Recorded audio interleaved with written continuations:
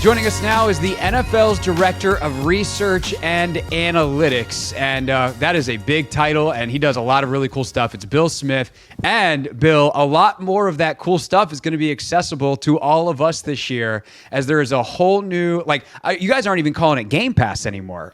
It's NFL Plus. NFL Pro is the extension of the NFL Plus, where you guys are now allowing sorting and searching and all kinds of cool stuff, all kinds of integration to the All-22 game film and a lot of the NextGen Stats and features. I've probably just done a terrible job butchering, Bill, all of the cool stuff that you do. It's just so much stuff, it's hard to encapsulate. So first of all, thanks for your time and welcome to the show.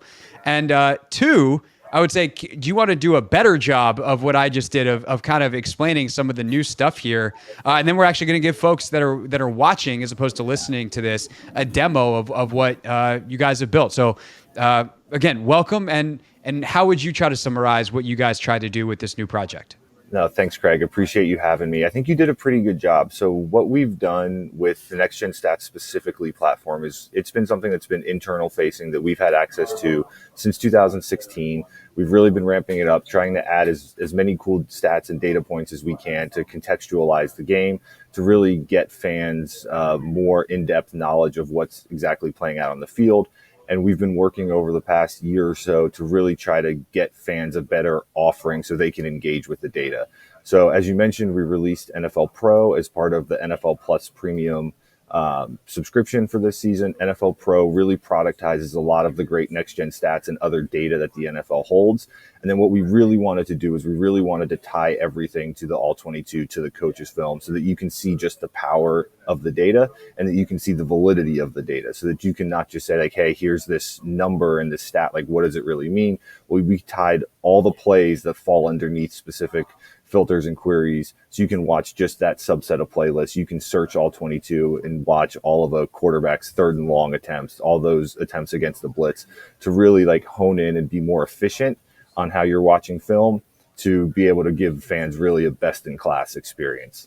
So this is something that teams through a variety of platforms have had access to for a long time. I always just kind of wondered that the more that the league has extended the ability to watch the All-22, especially to media, and then certainly to fans as well, whether you just kind of go in some of those platforms and like, hey, let's add a 33rd team that there's no access to practice footage, and like let's just try to do that. Why ultimately did you guys go the route you did, building something new that is more integrated into the familiar place that fans and media have been finding All-22 film and the NextGen Stats for years?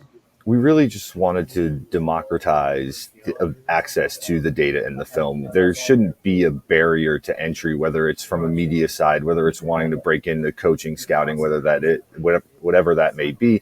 Like, having access to do your own research, to get yourself more familiar with the game, to learn more about the games. Like, that's what we want for fans, for media. That's what we want for everyone throughout the football ecosystem. Like, everyone getting more access to data, more access to the video only brings the level of intelligence of everyone up. It only brings the level of awareness of everyone up. And it just really like lets people a little bit more on the inside. It helps them, as we call it NFL Pro. It helps you like be more of a pro with your fandom, with your content on the media side. We really just want to, give everyone the ability to access all the great data that we have access to.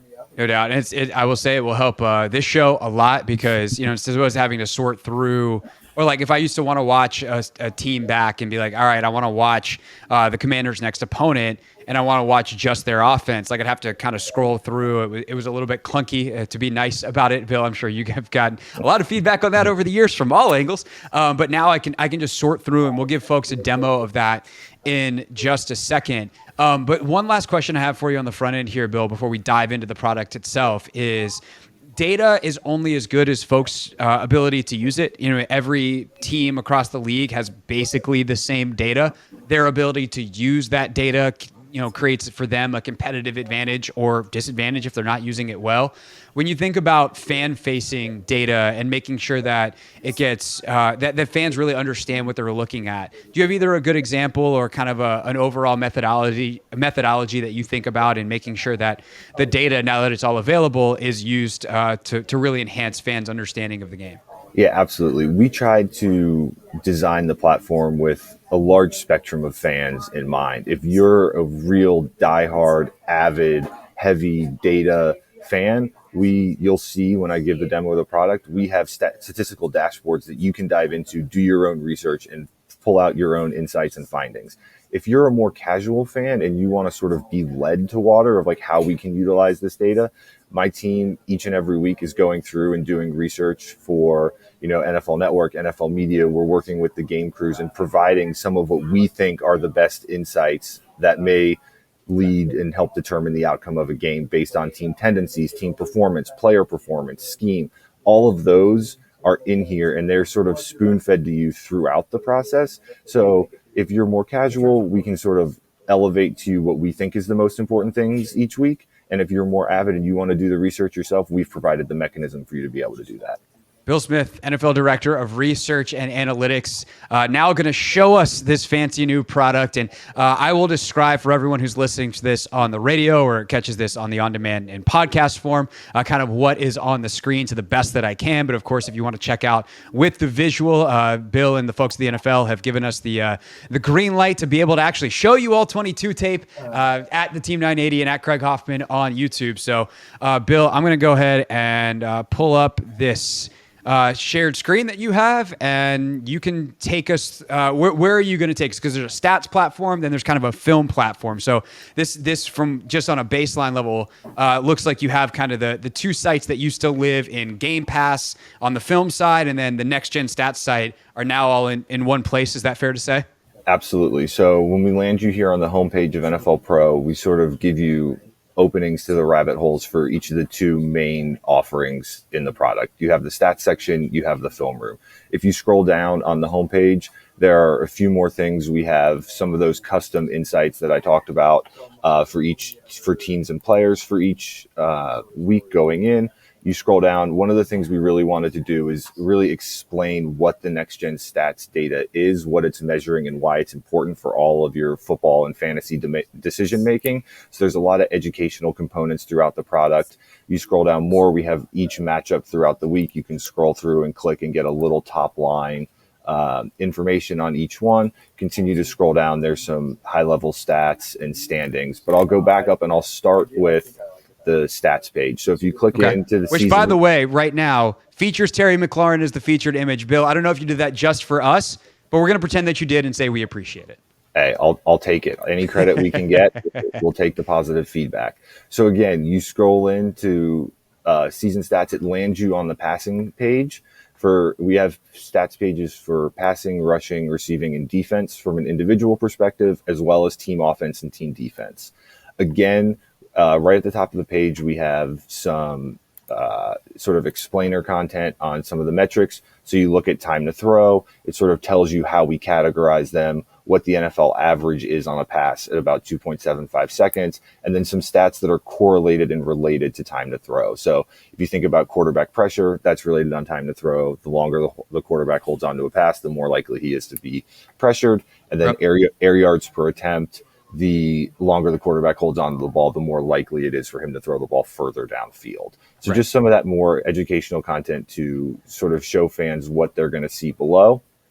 If you scroll down in passing, it's just like any other stats table you've seen. For this, I want to go into the rushing though and look at some Commanders stuff in general. You go into the rushing stats, you scroll down, you have the stats table.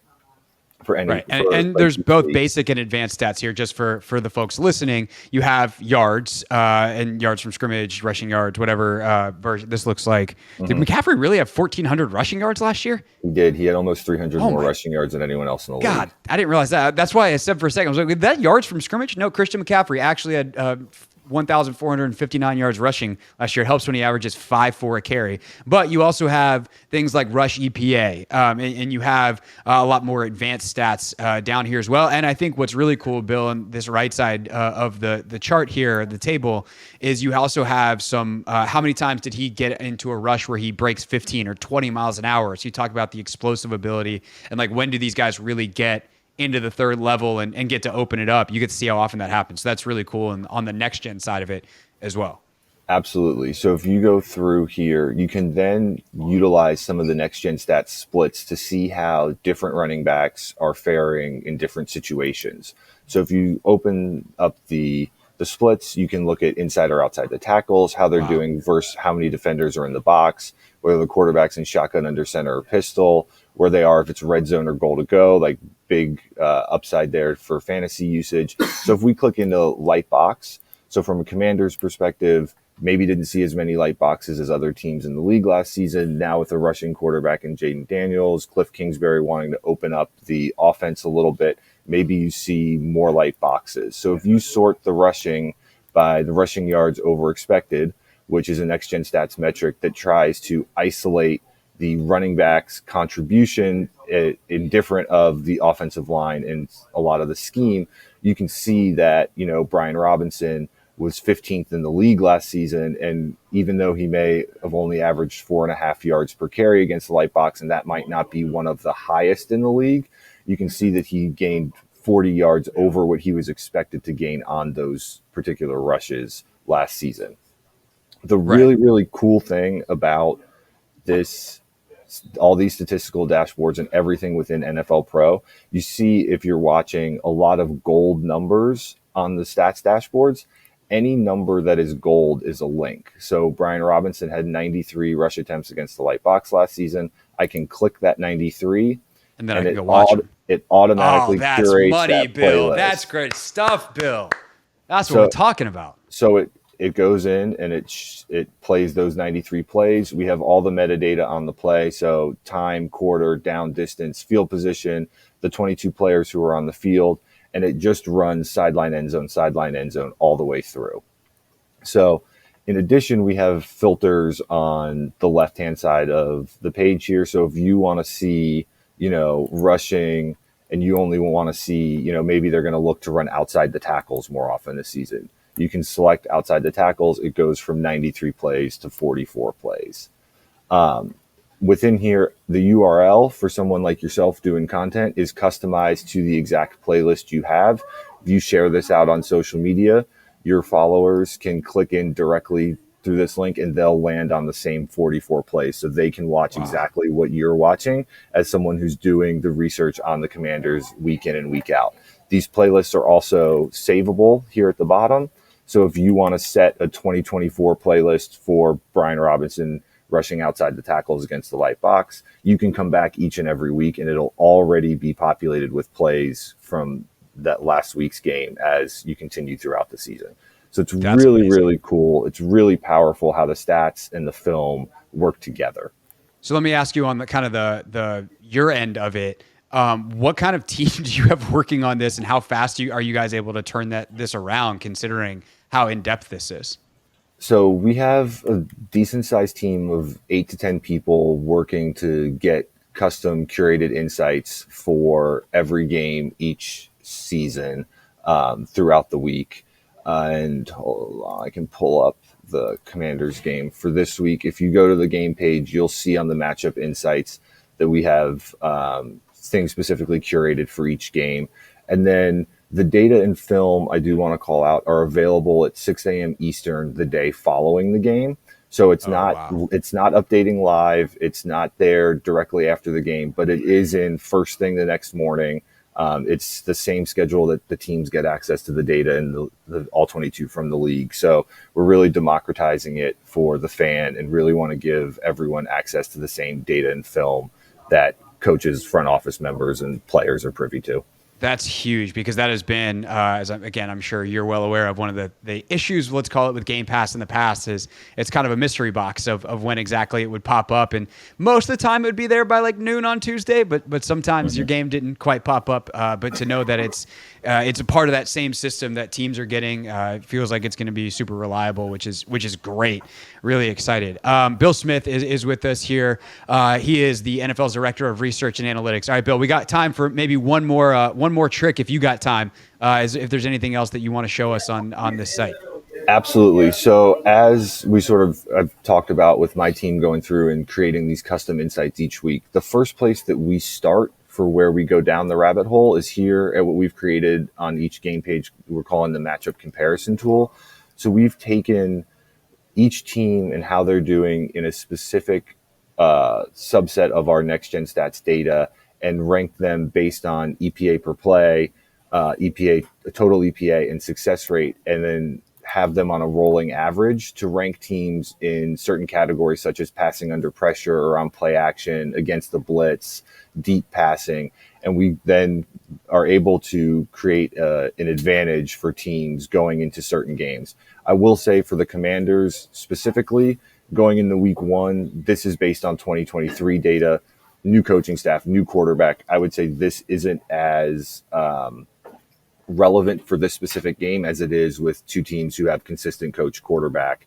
But we have this available. So if you want to start your research each week with, hey, here's a place where, the Commanders may have an advantage over their opponent, or here's a place where I think one of my fantasy players will have a big game. Like, we give this to you, and then you can go and do your own research further down the rabbit hole. It's a really powerful tool.